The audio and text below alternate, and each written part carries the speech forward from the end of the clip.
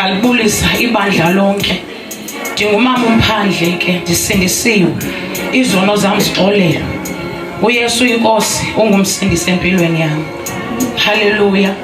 Ndimile ke apha namhlanje ngoba nami ndahlangana nenkosi uYesu ngelinye ilanga yabutshintsha ubomi bam. Amen. Ndingayazi ukuthi neyami impilo iyawuzincedwe. Wafika uYesu ngexesha elirayithi kakhulu empilweni yami, apho nje uSathana iyi-1 into wayesele ithetha ukuba mandizibulale ngoku. Haleluya. Kodwa wafika uYesu wayenzela inceba impilo yami. Amen. Makabongwe onamandla, kekho ofana naye. Haleluya.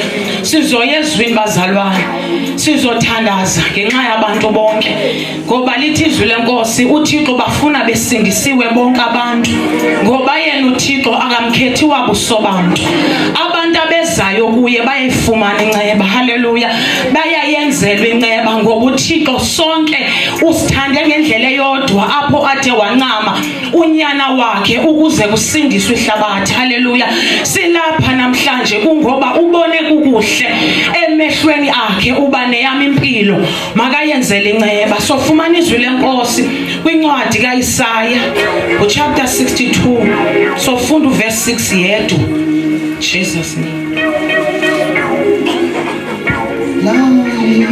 Kasi lakhe laphalala lapha lalikasi lakhe wayelenga ngenxa yami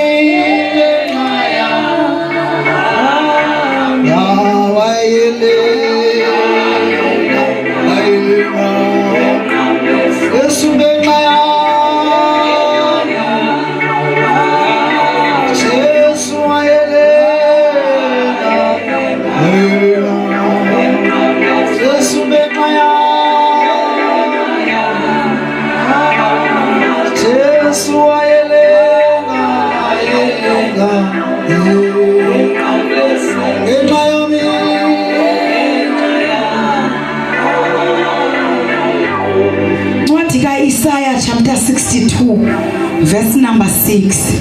Inhloko ndaba iZiyoni iyakuba lukhanyiso lwehlabathi liphela. Verse number 6.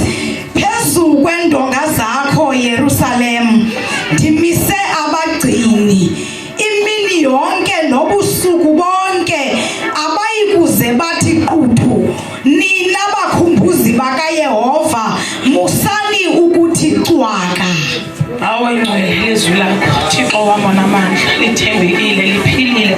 Nkulunkulu wami oyingcwele, sesizokwenza lo msebenzi.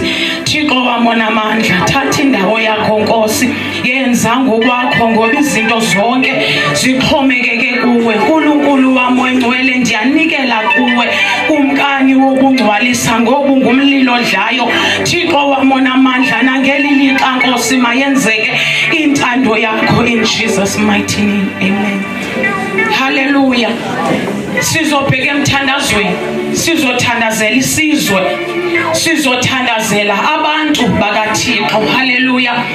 Uthi uYesu xa yethetha ngomuntu okholwayo kuye, uthi nina nilukhanyiselo lwehlabathi, umzi omi phezu kwentaba ongasoze ufihlakala. Hallelujah. Njengoba silapha sonke ndiyaqonda wonke umuntu waziphakamisa izandla wathi Yesu ndiyakwamkela iba inkosi nomsindisi empilweni yami. Namhlanje siva izwi lenkosi kusithwa phezu kwakho Jerusalem ndibeka abalindi, abantu abangazothula, abantu abazohlala bemcenga uSomandla, abantu abazohlala bemkhumbuza uNkulunkulu. Haleluya. Ngoba lithi izwi lenkosi uthi bonke abantu mabasindiswe bafikelele ekuyazini inyaniso. Haleluya.